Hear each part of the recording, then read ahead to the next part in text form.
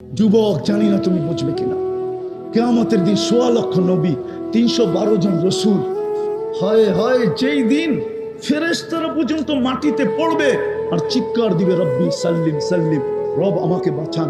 জিবরিল পর্যন্ত মাটিতে হাঁটু গেরা বসা পড়বে দোজগের অবস্থা দেখা আর চিৎকার দিবে রব্বি সাল্লিম সাল্লিম।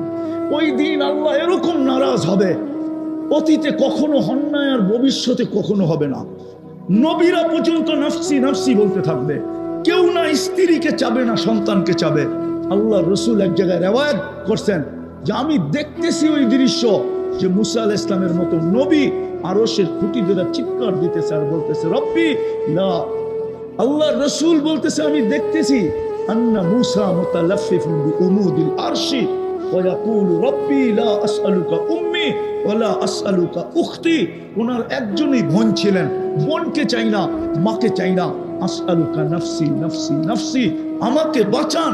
ও যুবক, ওই দিন তোমার রসুল একমাত্র কিয়ামতের মাঠকে গরম করবে, আরশ পর্যন্ত কাঁপায় দিবে আর চিৎকার দিবে রব্বি উম্মতি উম্মতি।